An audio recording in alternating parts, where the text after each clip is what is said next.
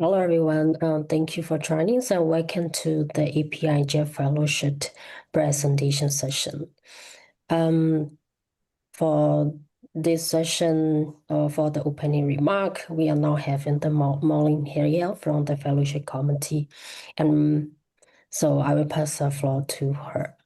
Maureen, please. That's me, Phil. Okay, I just want to, I want to say kia ora everyone, and good morning, good afternoon, good evening, if you happen to be anywhere near my little island in the Pacific. My name is Maureen Hilliard, and I've got the pleasure of welcoming you all on behalf of a very hard-working fellowship and mentoring committee to this fellows presentation session.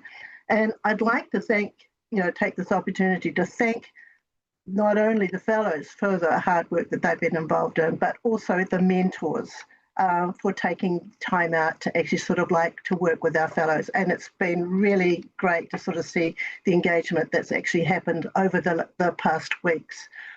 And as they've just found out, we've got a full contingent of fellows and their mentors, no doubt eager to present on what has been important to them during the past few days.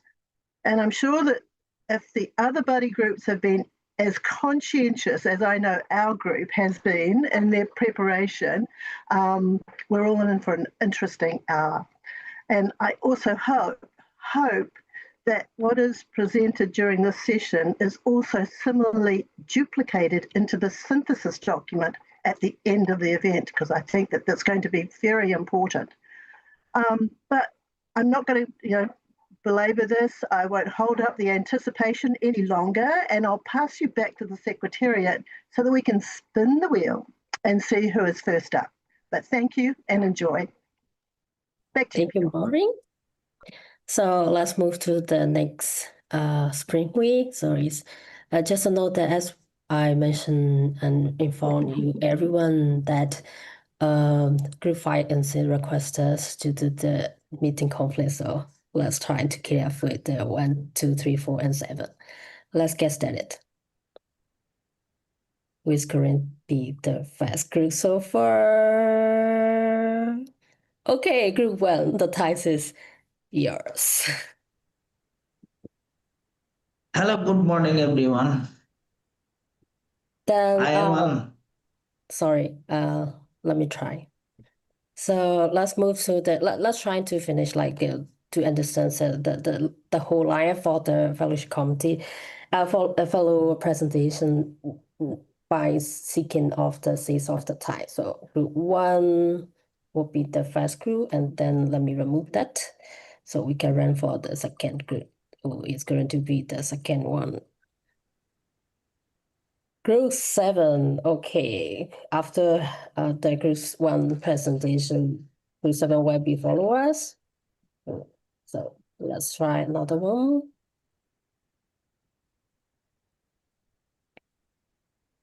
Okay. Then the third group will be the group 4. Yeah.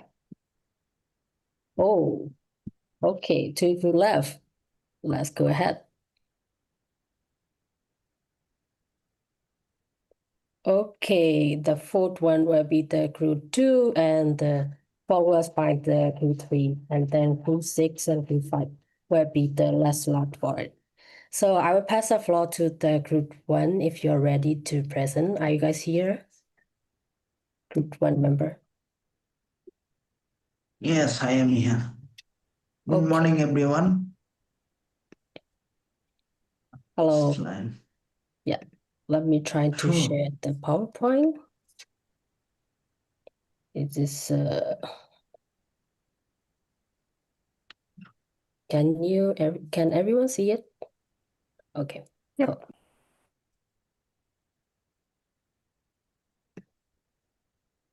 Okay, please. The time is yours right now. I didn't get the slide. What is slide? Yes, I get it. Good morning, everyone. I am Al Mahmood from Bangladesh. We are Group 1 from the APrIGF Fellowship Program. Before I begin, I kindly ask you to excuse my voice. My voice may sound a little bit different due to childhood disability. It's an honor to share our vision, Internet governance in 2050, shaping a safe, inclusive, sustainable Asian Pacific. Together we have explored what the Internet could look like 3 decades from now and how our action today can shape a safer, fairer, greener digital future. Let's begin by visualizing the Asian Pacific digital landscape of 2050. Jason, please continue. Next slide. Jason. Good afternoon, everyone. Can you hear me? Good afternoon. Okay, thank you all my colleague. My name is Girisurun from Mongolia. I will continue next slide. The Asia-Pacific digital landscape in 2050. How advanced do you think technological development, internet governance will be in 2050? Can you imagine that? By 2050, Asia Pacific will stand as the digital epicenter of the world, home to more than half of global internet users. Imagine hyper-connected cities, rural communities linked through satellite consultations and ultra-secure quantum communication networks.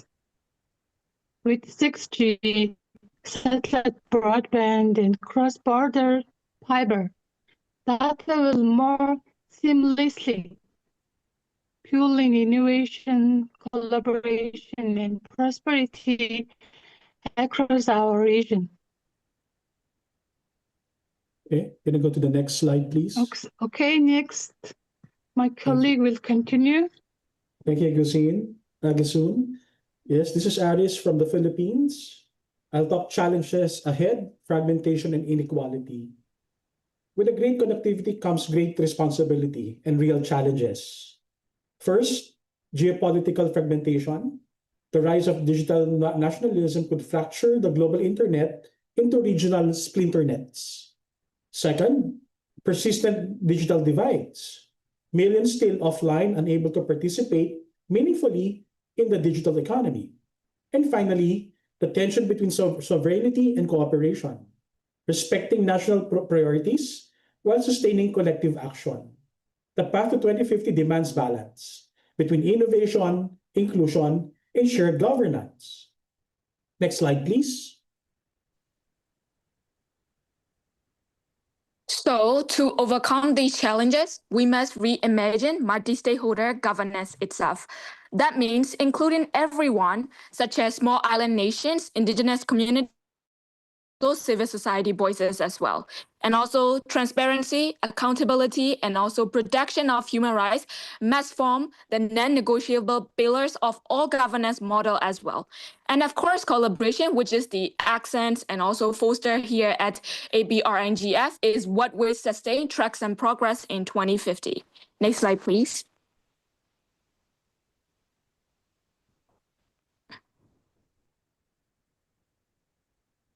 Al, you're next. Al, unmute. One by one, click, please. In 2050, digital trust will be as essential as electricity. Please click down. Click 1 second, this is animated. In 2050, digital trust will be as essential as electricity. Cybersecurity must evolve from reactive defense to proactive resilience, driven by safe learning AI systems that predict and neutralize threat in real time. Regional threat intelligence sharing will help nations respond collectively, minimizing the impact of attacks. Privacy will preserve through decentralized and cryptographic system empowering user while maintaining compliance. Next slide. Next slide. Jason, please continue. Okay, it's my turn. Innovation and emerging technologies driving sustainability. Technology won't just connect us. It will help us save our planet. By 2050, green and eco data centers powered entirely by renewable energy will drastically reduce carbon emissions. Blockchain will improve transparency and reduce corruption, while AI and IoT systems will optimize how cities manage water and waste and energy. Sustainability and technology must evolve hand in hand. Okay, Next slide, please. Okay, access and inclusion, bridging the digital divide. To achieve through global digital inclusion, we must go beyond cables and towers. Okay, consider universal affordable broadbands.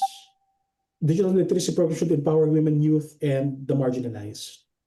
And next slide, please. So we can see that the Pacific region, it's already leading the way. And also island nations are showing what digital sovereignty and also climate leadership look like as well. And new collaborative platforms like us are also fostering research, innovation, and shared policy development. And the Asia Pacific Working Group on Earth System Governance is also merging digital policy directly with sustainability goals, which is a model worth replicating. And cases, next slide. Sorry, model Carlo, of- it is time's up already, so we request to process in 10 seconds. Thank you. Asian data center boom, so how policy and innovation can drive sustainable growth. Government across the Asia are investing heavily in digital infrastructure and enhancing regional connectivity. Next slide, please. Sorry, we have 12 hours, so I don't think I have to interrupt. Sorry. Thank you. Thank you very much. Thank you for very your much. presentation. Thank you. Yes. Just a reminder for every groups that there is a 7 minutes timer at the top right hand corner of your Zoom. So hopefully you can watch that as well. Yeah, once you see beep beep, that's mean like it's time's up. Okay, let's go to the next presenter. Okay, there we go. Yeah, I can start. So good morning and namaste everyone. Next slide, please. Next slide, please. So we're Body Group 7, Team Digital Kumari from Nepal, and I'm Ivashna Pradhan, joined by my teammate Suvashni Shrestha, and we're really grateful for the guidance of Mr. Sridip Sir, and we'll be shedding light to digital inclusion in Nepal. So through the APrIGF sessions, one question really stayed with me, and I'd love to start with that. Next slide, please. So if everyone had access to the internet today, would everyone benefit equally? I'd love to hear your thoughts in the chat. And from what I've seen in Nepal, the answer is often no. The digital divide isn't just about who gets to be online. It's about who gets to use the technology meaningfully. And access doesn't always mean inclusion, because barriers just don't disappear with connectivity alone. Next slide, please. So in Nepal, we can see the progress that internet access is growing, and about 55.8% of the population uses the internet. But we can also see that in the cities, especially the capital city in Kathmandu, has 79% of internet access. In other urban areas, it's 43%, and in the rural area, it's just 17%. So this shows how geography and opportunity shapes who gets to connect. Next slide, please. With progress happening with digital payments, online services, yet inequalities also exist. We can see that 58% of men use digital payments compared to 36% of women, and only 27% of women use the internet versus 41% of men. And in rural areas, it's just barely 10%. And beyond numbers, there are data gaps as marginalized communities and gender diverse groups often remain invisible in surveys. Next slide, please. So these challenges are deeply interconnected with cultural norms and traditions. Gatekeeping often restrict participation. Economic constraints limit device ownership and data access. Digital literacy gaps persist due to lack of targeted education and safety concerns, with online harassment, cyberbullying, algorithmic bias continue to silence many voices. Add to that the infrastructure and topographical barriers, inclusion becomes even harder to achieve. Next slide, please. So with my experience mentoring over 75 young girls has taught me a critical lesson. Access alone isn't empowerment. They had phones, but not the safety, skills, or support to use them meaningfully. So what transforms access into true inclusion?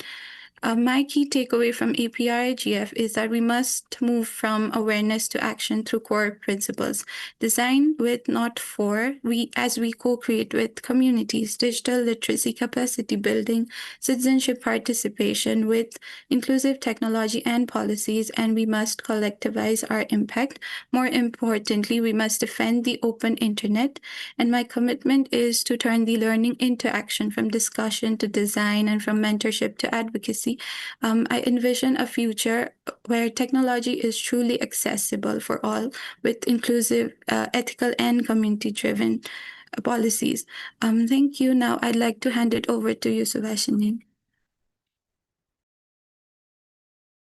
Sorry. Thank you, Vasna. I'm Subhashini Shrestha, a local fellow from Nepal.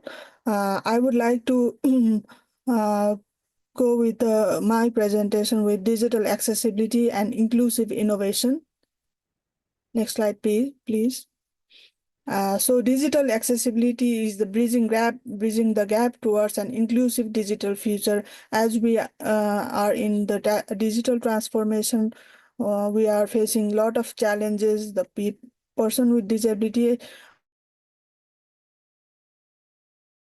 accessing the websites, apps, and devices, which digital accessibility can ensure that it is it can be usable by everyone. Next slide, please. And this is the consensus of Nepal of 2022. 2.2% of people in Nepal are with different kind of disabilities. Here are the data of 2022 census. Next slide, please. And the challenges for PWDs in digital accessibility is that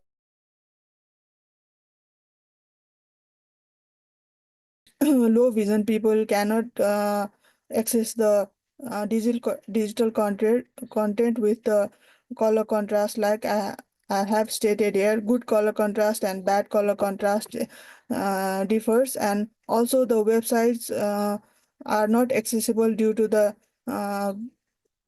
alternative text used in the website, like in the left there is cat with different alternative text, and right one is the correct text. Next slide, please.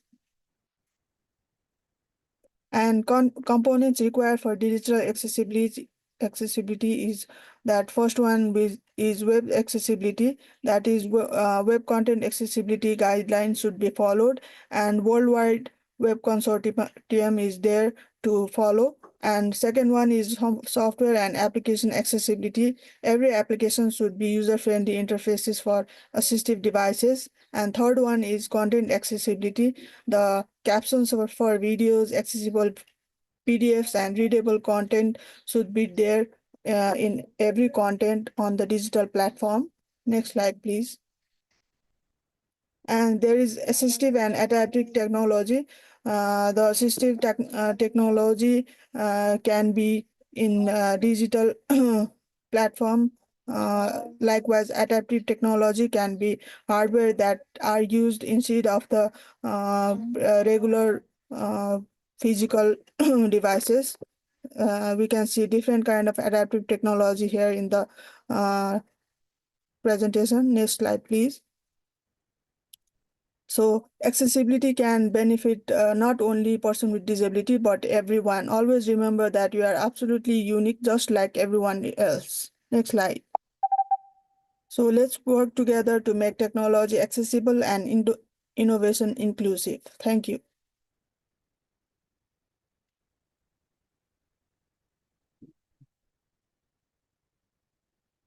Okay, let's move to the group number 4. Give me a second, please. As Ira sees a very later versions of the presentation file in the last minute. Sorry for causing so inconveniences. I will try my best to share it off. Okay, can we move to the group 2 first? Group 2, if you're ready. Thank you. Ken, are you ready? Yes, so Okay. Let me try. Okay, Can you see it? Oh, yes. Yeah, please go ahead. Okay. Actually, they have 2 slides in front of. I'm sorry. Oh, okay. Okay. Good morning and good afternoon, everyone. And this group 2 and our topic is digital inclusion in Asia Pacific region. Another thing or digital infrastructure and how can we mitigate connectivity divide. Yes. In our group, there are 7 group member, 5 group member, and 2 mentor. And before going to our presentation, next slide, Ma. And this I'm breaking session, and for audience, for all participants, how many hours do you spend on your digital life, on your daily routine? Yes, this is just a brainstorm question. So, okay, thank you so much. And yes, next slide, Ma. Slide. And in our we already know that digital inclusion is very important for our social and economic development in this region, Asia Pacific. And according to the data, 96% of population are covered with mobile broadband, but still using meaningful internet is lagging, and also that connectivity divide also going to pass it along urban rural area based on their income, based on their gender, and based on their age line.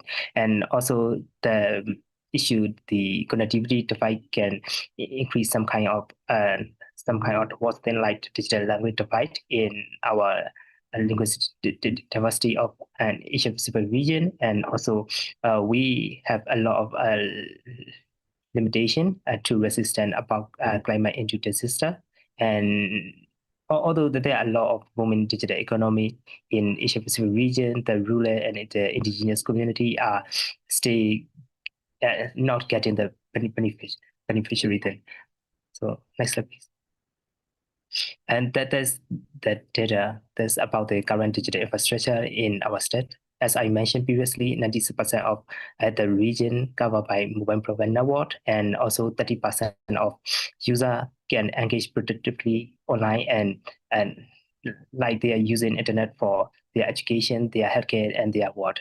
And also we can see the divide like urban and rural area situation, and also state and regional disparity can also exist in getting asset and quality in using the digital infrastructure. And also the digital infrastructure for climate monitoring is still need to reach all vulnerable and marginalized community.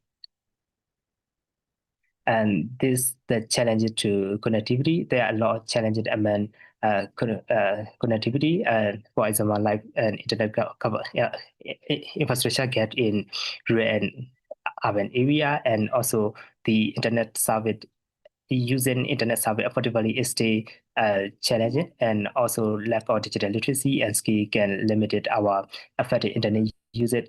And the next thing is the gender and socio cultural factor can might work in many devices, and also we need more power supply and maintenance capacity to get in the effective network. Yes. Next slide.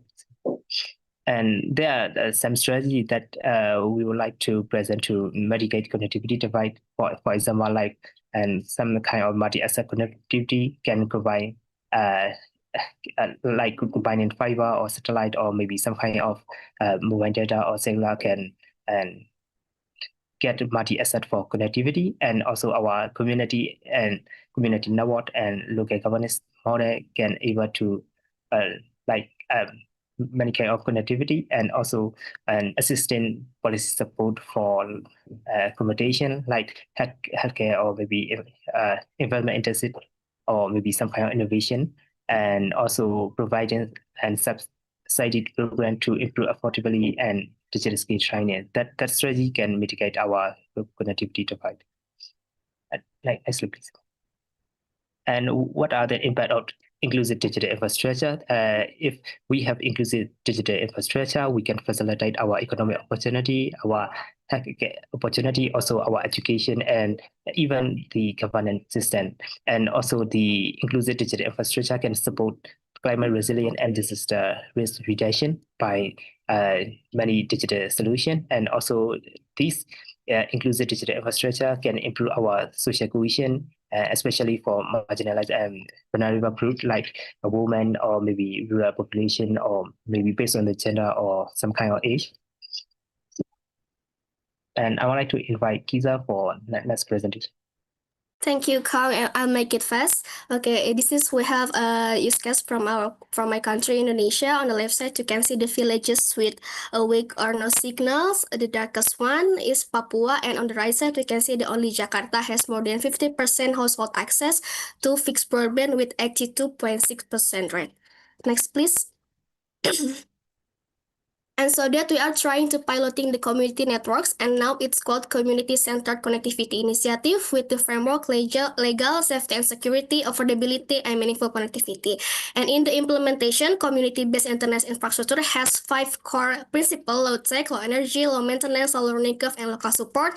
It's based on their need and at the field, because they are lack of electricity, lack of level education, and they need still collaboration with the multi-stakeholders to keep the community networks sustained. Next, please.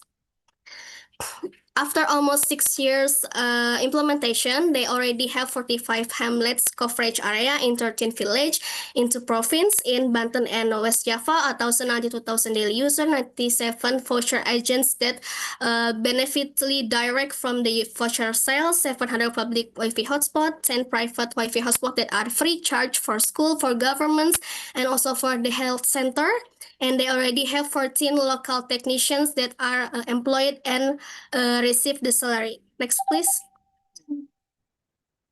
This is social environment impact. They can increase awareness about the existence of Cipta indigenous community itself, support for various cultural ceremonies, and they can now approximately they can planted 45,000 trees, and this is part of the climate resilience actions. Next, please. Sorry, we have already passed 30 seconds, so sorry, we cannot continue. Okay. Thank you very much Sorry. for the understanding, everyone.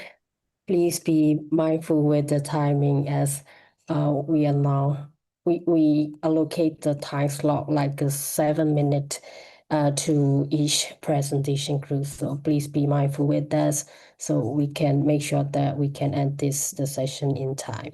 Thank you for understanding, and let's move to the group 4 when you're ready. Can you see the screen? Okay, group 4, the time is yours. Hello, am I audible? Yes, you are. Oh, sure. Welcome. We are Group 4 presenting on the child online safety. Today, nearly 80% of the children, can we have a next slide, please? Today, nearly 80% of the children aged 8 to 11 use the internet at home or elsewhere. Children are at the digital natives. The online environment is the integral part of their daily life, which offers them the opportunity, but also exposes them to the significant risks. In one survey, around 1 in 10 children aged 8 to 11 and 19% of the children aged 12 to 15 reported encountering something worrying online in the past year. These risks are commonly categorized through 4 C's: content, contact, conduct, and contract. Safety must be contextual because the internet may be a global, but experience of growing up online is not a virtual formula. It is a socially negotiated practice. A single online risk can affect one child in a very differently from another, even though they are the same age. The potential risks of children depends on the various factors, many outside their children's control. Offline vulnerability often mirrors and amplify the online risks. The preferred approach is building a digital resilience over the restrictive medications. Children overall digital skills and their literacy are not improving fast enough over the time. The adult must participate enough actively, and children should model a safe and a measured tech behavior. So, followed by my presentation, our friend will be explaining how we will highlight how the context sensitive strategies and collaboration can create a more effective and safety approaches. Thank you.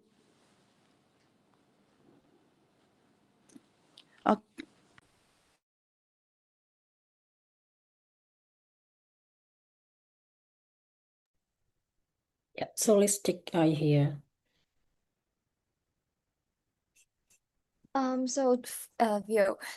Because one of our mentee, Mr. so Zach, and he is not be available to attend to these sessions, and therefore, I think we'll need to help with the according slides.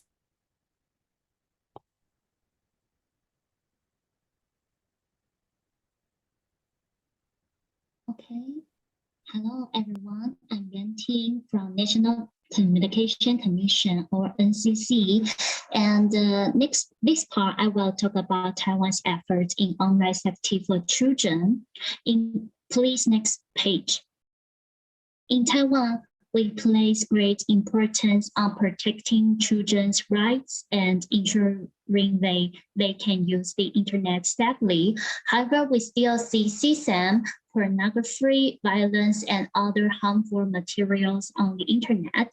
To address this issue, in 2013, the NCC commanded competent authorities to entrust a private group to establish the content-based protection institution, which is called iWin. iWin handles complaints about harmful online content. iWin works with internet service providers to remove or restrict access to inappropriate online materials and report illegal content to authorities. And in 2023, iWin received more than 3,000 cases. Next slide, please. Additionally, iWin also promotes digital literacy through nationwide campaigns and school programs, using games and activities to teach kids how to use the internet wisely. We believe that through cooperation among the government, private sectors, and civil society, we can build a safe online environment for our children. This is my sharing. Let's move next part to my partner. So this is a quick sharing from the mentors, Nicola, and I'm from Hong Kong Youth Counseling Associations. I'm come from Hong Kong. So next slides, please.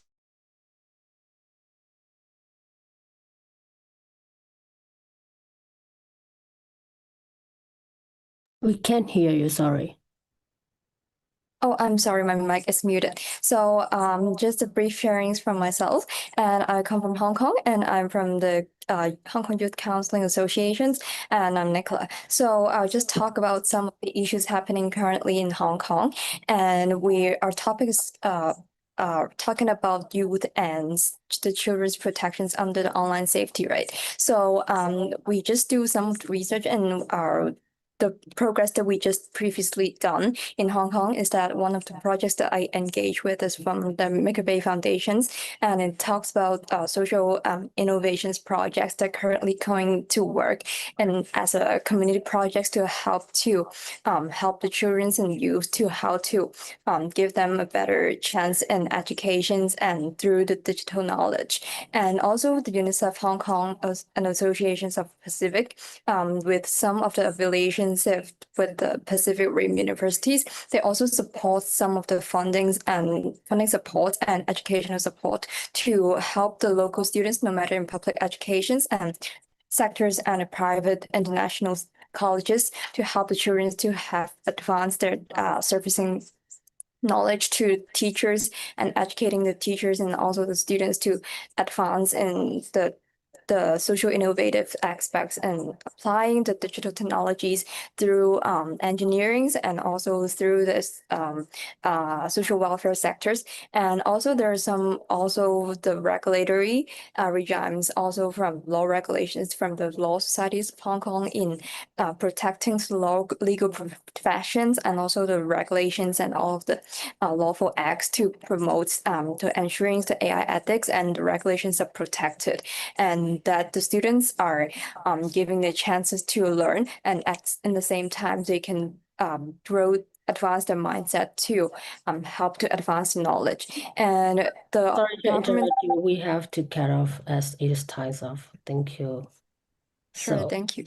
Group 3, are you ready? Yes. Okay, let's move to the Group 3. Give me a second, please.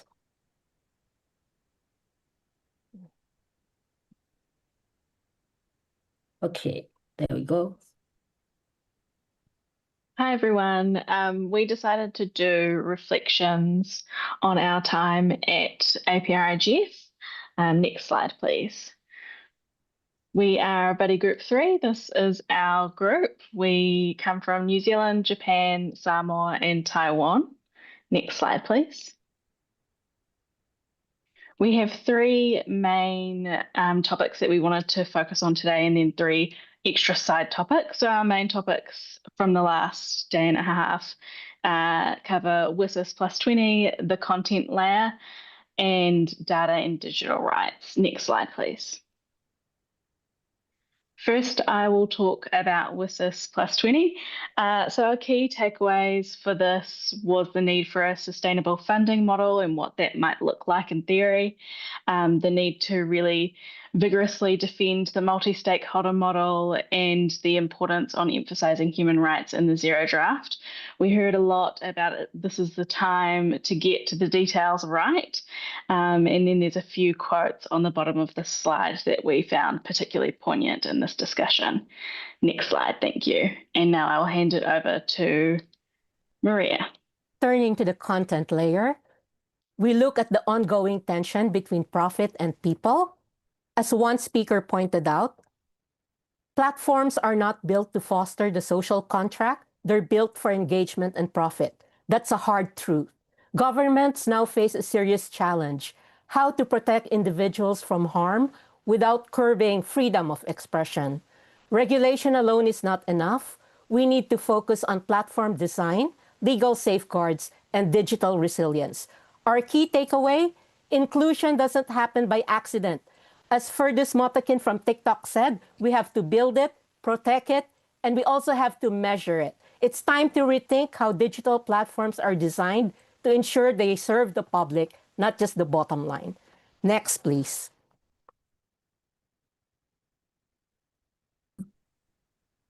Hi, everyone.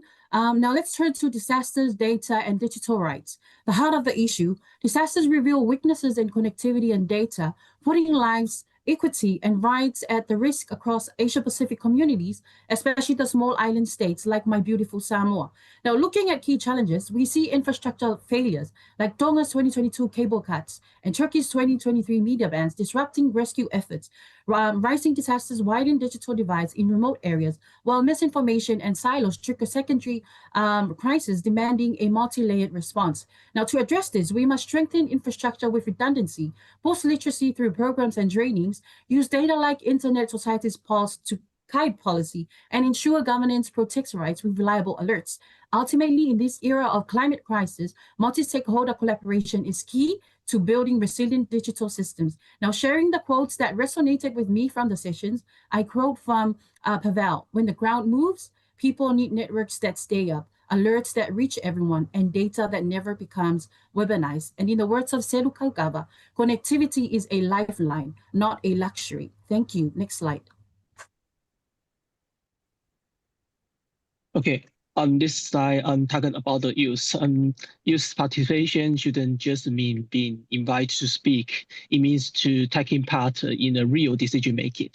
And as someone said, that nothing about with us without us. Young people must be part of every level of governance, in government or society or the private sector. What do we need but the lack in the youth? Responsibility and the community capital. When participants know they are on the path, they stay motivated, and time helps build a real communicated depth. So I will end with this growth to the path connects to the time. Responsibility sustains participation, and time builds the community depth. This is how youth become the true co-government. Next slide, please. Okay, so talking about the digital public infrastructure, it's like the technical backbone of our digital society. It supports essential service. So DPI can help close the digital divide and accurate progress toward the SDGs. However, there's a real risk of the corporate capital when the private control over the public system leads to exclusion and the data exploitation. So that's why DPI governments must be multi-stakeholder balancing public good, innovation, and data protection. So we must see diversity as a critical infrastructure, because only through the inclusion can digital world truly serve everyone. Next slide, please. Let's talk about AI, the frontier of innovation and at the same time, a new frontier of governance. AI can make systems faster, smarter, and more inclusive, but it can also automate bias and deepen exclusion if we are not careful. As Pranjal Timsina said so clearly, we need to design an inclusive system, then automate it. If we do it the other way around, we're automating exclusion. That should be our guiding principle. Build for people first, code second. AI should amplify human judgment, not replace it. Here lies the paradox. AI democratizes knowledge through open models and shared data, but it also re-centralizes power in the hands of a few who control data, compute, and algorithms. To thrive, we must learn, unlearn, and relearn. AI is transforming not just what we do, but who we are. Because in the end, as Pranjal reminded us, the empathy, nuance, and understanding of a human life must always remain with a human. That's the heart of it. AI for humanity, not instead of it. Next, please. This brings us to the close of our APrIGF 2025 Body Group Reflections, and we would like to end with a quote from Adrian Wan from ISAC, reminding us that the internet is for everyone and its future depends on us connecting, listening, and building together. On behalf of my group, Anna, Maria, and Fujin, we would like to take this opportunity to thank our mentors, Maureen Hillard and Yo Fan Yu. Thank you to the various APrIGF committees, the host committee, and the APrIGF committee. We wish the Nepal people a hopeful, peaceful, and democratic future. Fafitai lava soifua. Thank you very much. It's on time, everyone. Thank you for being on time. We really appreciate about that. So if let's move to the next group. Next group is group 6. Group 6, are you ready? Yes. Yes, we are ready. Okay, could you I'm please sharing my screen right now. There we go. Please go ahead. Hello everyone, we are group 66, that means Super 6, Next Gen e-government leaders under the APrIGF Fellows Program. And here you can see the board where Sailor is our mentor, Mr. Sridip sir, and I am Tahmina from Bangladesh. With me, we have Anand from Nepal, Jenny from Sri Lanka, and Min from Vietnam. And you can see they are raising their hands.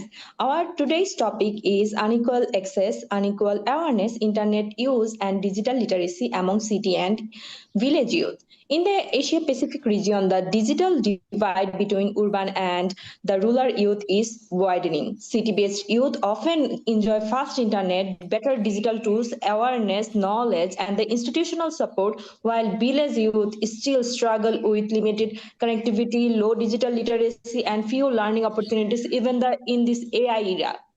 And this creates unequal awareness. Even when we rural are online, they often lack the digital skills to use the internet meaningfully for learning, civic participation, or employment. And our team aims to explore how this gap affects youth potential and what can we be done to bridge it. Next slide, please. And as you can see, this issue goes beyond simple access. It's about digital inclusion. Digital inclusion means not only providing the infrastructure knowledge, but also the empowering youth with the proper knowledge, AI knowledge, and tools and confidence to thrive this digital age. And the Asia Pacific region reflects a 1.5:1 ratio. Urban youth have both access and capability, while rural youth may have only partial access and lack digital competency. And our team highlights that connectivity alone doesn't guarantee equality. Without awareness, training, and meaningful engagement, many rural youth remain the digitally excluded despite being technically connected. And that's why digital inclusion must go beyond infrastructure. It must empower youth with the knowledge, tool, and support to thrive to the digital age. Next slide, please. So now I'm introducing you in the Bangladesh. That's my country. So now let's focus on Bangladesh, where this divide is clearly visible. Bangladesh has over 90% mobile penetration, but less than 15% fixed broadband access. And for many low-income youth, device data and cost are major barriers. And they have no actually AI knowledge in the village era. Even they can't actually classify what is fake and what is real news as. So we call this dual problem. First, limit access due to the poor infrastructure and affordability, and second, the skill gap, where many rural youth can go online but struggle to use the digital tools, while affecting their study, also the work and daily life too. Through our initiative, Light for Life, that's in my organization, I am the founder of Light for Life, where we worked with the 12,000 of youths. We are promoting digital equity by encouraging awareness, peer learning, and community-based digital empowerment. And our vision is to turn digital Bangladesh into digital empowered Bangladesh, where every person from city or village can access, understand, and benefit from the digital opportunities equally. And that's why I want to seek APrIGF's actually eyes, so that I want to collaborate so that we both can do effectively use in Bangladesh. So I am over to you, Mr. Anand. Thank you, everyone. Thank you. It's me, Anand Nirola from Nepal. The population of Nepal stood at 29.6 million, and we have, due to lack of time, I'm going a little fast. In urban areas, there are so many people who use the internet. But in the rural areas, there are only 1/3. So 60.5 million internet users are in Nepal right now, and the internet penetration rate stood at 55.8% in total. The minority of the youth people are report being in the part of the digital ICT awareness. Also, I would like to add that even the internet has been increased, the literacy and the awareness are not good, and the youth are not able to use it. Mobile devices are the main means of the internet. There has been an instance that the government are ordering blocks on the internet due to non-registration, which affect the internet. Last month, due to the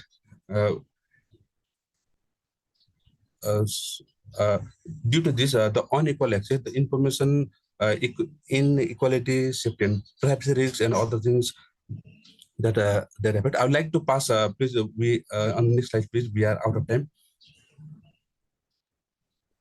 Thank you, Anand. So, from Sri Lanka's perspective, in cities like Colombo, over 70% of youth enjoy reliable internet and digital devices. They join online courses, tech internships, and even remote jobs. So, growing into global digital citizens. But in rural districts such as Ampara, Mulati, and Badulla, only around 20% or to 45% have stable connections. Many rely on slow mobile data, which often disrupts their studies and online work.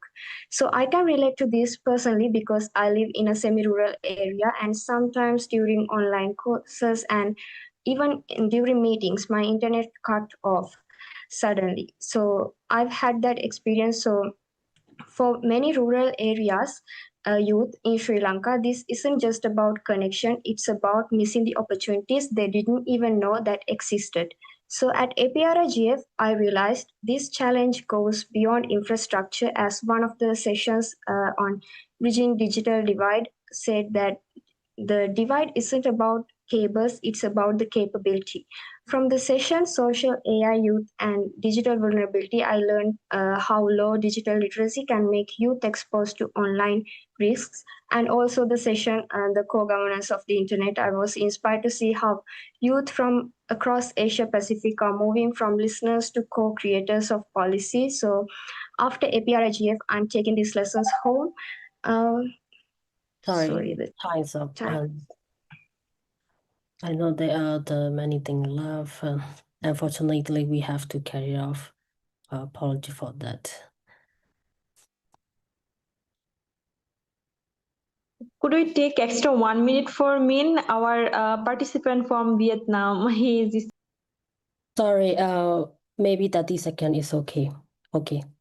If Group 6 agree, yeah. 30 seconds, please. All right, I'm gonna do it quick now. So I represent Vietnam. So our country has like near universal internet access. We are the highly connected country. Like the almost population online, but they use they spend like almost 6 hours per day on internet. So, but however, we face the critical second generation digital divide, that the gap between the access and the competence. Like they get online, but what they can do once they get online. For example, the urban youth, they get online and they use the internet AI tools for digital skills or something. But the village youth, they just like dominate by passive consumption, just scrolling, doom scrolling, watching TikTok or something. The internet, we often vulnerable. So the creators, the unequal awareness, like the rural youth are most exposed to online dangers, from financial scammers to dangerous misinformation, yet they are at least equipped with digital literacy to protect themselves and use the internet to evaluate the education income. So now we have like the both solution here. Sorry to interrupt you. All right, no, We have to stop you right now and, to do the timing. So, sorry about this, and thank you everyone for your hard working. So let's move to the last group, group number 5. Are you guys ready to present? Yes, Pio. Yeah, thank you so much. The last one, but not the least. Okay, give me a second, please. Rishabh, I hope you're ready. Yeah, I'm ready. Let's do this, bro. Yeah. I am facing a technical issue to share the slides, so any one of you can share the screen. Rishabh, possible for you to do it, bro? Yeah, I'll check it out once. The latest one. Apology, I don't know what is the reason. My computer doesn't work and stop. I think he's tired of all 3 days.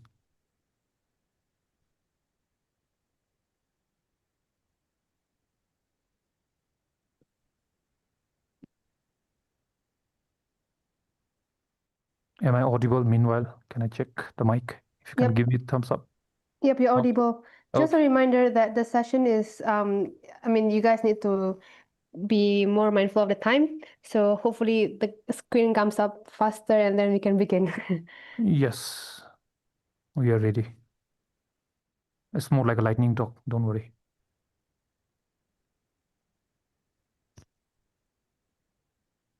Thank you, everyone. I'm unable to share CEO for some reason.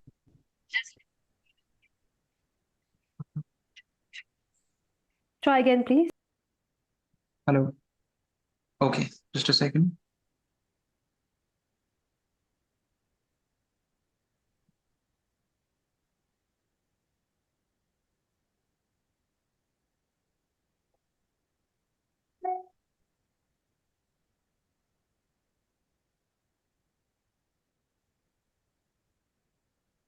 No. Yeah, I think because whenever I'm trying to like click on the share button, it simply redirects me to the main page. It's not getting started for some reason. Maybe the rest of the team can just start talking about your presentation, so that way when it comes up, we'll just continue from there. Okay, then. Can I start then? Yep. So yeah, please enjoy looking at me and listening to me without the presentation. Hello, everyone. I'm MJ from Buddy Group 5, a technical group and a proud APrIGF fellow. I am from Bhutan, a small Himalayan nation making big strides in digital transformation. Coming from a technical background, we have learned that our biggest vulnerabilities aren't always in our system. Sometimes they are in our society as well. In Bhutan, as connectivity expands through Starlink, one of our most urgent priorities is child online protection. Access alone is not inclusion. Being safe online is. That's why the technical community must be a part of internet governance. Policies on safety and trust can only succeed when grounded in technical reality. Bhutan's bold step into legal Bitcoin mining shows how far we have come, but innovation must move hand in hand with protection, especially for rural youth, women, and children. For me and my group, APrIGF has been a bridge between technology and governance, and we truly hope to join again in person to keep the bridge strong, because digital inclusion isn't just about connection. It's about safety, skills, and shared responsibility. With that, I pass on the torch to my brother from another mother, Rishabh, to talk about technology of this era. All yours, bro. Thanks, Manoj. Thanks so much for the nice introduction. So, namaste and good morning from India. I am Rishabh, the APrIGF fellow from India. So, as Manoj mentioned, so today is about moving from internet governance to digital governance, and with AI as both the accelerator and the anchor for public trust in the Asia Pacific. So, to name a few countries, Japan, Korea, Singapore, and especially India, they have shown a shared thesis that we have to align innovation with trust, and then AI scales from pilots to public view across borders. So I'll just take a few examples from the various countries and the initiatives that they have taken to include AI in governance. So Japan's Prime Minister's office in 2023 coordinated AI through a strategy council that ties the AI technology strategy, the integrated innovation strategy. Oh yeah, the slides are up. Thank you so much. So yeah, I was talking about that, the AI technology strategy, the integrated innovation strategy, and the STI white paper, giving robotics, autonomous mobility, healthcare, and all of this a coherent governance. The G turning values into verifiable practices that the industry can adopt without second guessing the regulators. Similarly, if I talk about Korea, Korea pairs an ambitious national AI strategy with deep industrial leverage in semiconductors and critical tech, accelerating AI on chip and resilient supply chains.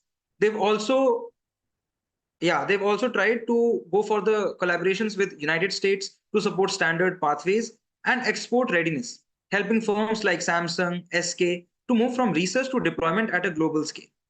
Similarly, Singapore also translates ethics into tooling. We've got the Advisory Council on the Ethical Use of AI and Data, the IMDA, and the PDPC, created by AI Verify, which is a testable framework mapping 11 principles consistent with OECD and the EU norms. This lets transport and urban operations and healthcare to thrive and demonstrate safety and fairness. Talking about India, India deserves the spotlight for breadth at scale. From the AI task force that diagnosed the gaps in data markets, IP and accountability, to Niti Aayog's AI for All that prioritized health, agriculture, mobility, energy, and smart cities education, to MIT's 2024 advisory that distilled 4 fundamental deployment principles. India has built a shared compliance grammar for ministries and makers. So India's examples make this concrete. India's stack and the UPI function as AI springboards. Fraud analytics, risk scoring, and conversational support improve inclusion without sacrificing speed. We've got ONDC, which opens fair marketplaces where AI boosts discovery, and logistics for MSMEs, preventing platform lock-in. We've got Bhashini language AI lowers that lowers the English barrier, letting citizens access services in their native languages. Can I have the next slide, please? Yeah, so talking about the intergovernmental bodies, which provide an ethical floor and a policy ceiling that the Asia Pacific can operationalize on. UNESCO's AI recommendation centers dignity, human oversight, fairness, and proportionality, and brings them to life through impact assessments and literacy, so values become workflows. The OECD has added the 5 principles: inclusive growth, rights and democratic values, transparency, robustness, and safety, and accountability. Plus policy levers for R&D, interoperable governance, workforce, readiness, and cooperation, converting intention into programs. The G20 Osaka declarations, it had a human-centered approach, which makes transparency and explainability prerequisites, tackling black box risks without sidelining startups and the small and medium enterprises. For India, the playbook is to stitch this stack into sector toolkits, DPI plus impact assessments plus verifiable testing. So approvals compress and trust expands in healthcare, agriculture, micro, small, and medium enterprises, and education. So if I talk about the post-COVID summits that have reframed AI as a national capacity building for resilience and inclusion. The Paris statement that we have, can we move to the next slide, please? So the Paris statement, it advances access, openness, ethical safety, competitive markets, future of work, readiness, and international cooperation. So the next billion users benefit while industries retool for green and digital growth. If you talk about Shanghai's Global AI Governance Declaration, it emphasizes on development, safety and system building, public participation and literacy. The BRICS Kazan Declaration is explicit on capacity building and a UN-anchored approach. The scales, standards, and shared infrastructure determines who captures AI's gains and how fast. If you talk about the Indian perspective, the soil-aware advisory in local languages, climate-smart irrigation planning, and AI-enabled screening in district hospitals, localized models with shared safety baselines, and export-ready benchmarks are some of the major players. So can we have move to the last slide, please? So if I have to summarize, I could just say it's a 5-minute takeaway for this action. We have to lead with strategy and coordination in the Asia Pacific. We have to implement national AI plans, cross-ministerial execution, and fiscal tax finance packages that lower deployment costs. With the large economies in the Asia Pacific should shoulder the stewardship for regional infrastructure and know-how transfer. We have to favor enabling rules over micro-specification, high-level interoperable regulations, and we have to ensure that the market's connected. Despite geopolitics, we have to get shared test beds, aligned benchmarks, and mutual recognition of assurance tools from Auckland to Kathmandu, Ladakh to Polynesia. So that is how India turns pilots to nationwide deployments and extends them across the region with built-in. Thank you so much. Thank you very much. Now, last part of the session. Sorry, unfortunately, we cannot have like 5 minutes. So if for the closing, please, 1 minute closing remark, please. All right. Thank you. Soren, are you here? Yes, I am audible. Yes. Yes. Hello. Yes. Greetings from Bangladesh. Thank you. Heartiest thanks from the all of mentors to the lovely fellows. Thank you for your nice organizing this session and this learning. Sorry to interrupt you. Thank you for everything. And right now we have to close this session as the next session is online. As we cannot call off the server. Can we close this session? Mindfully the time for it. Apology for this, and thank you everyone. Thank you fellowship committee chair and also the MSG member and those fellow who are very passionate to present, give the presentation for the session. Good. Thank you MSG chair too, and thank you everyone. Thank you, madam. Session. Bye bye everyone, and hope to see you at the town hall session. Bye.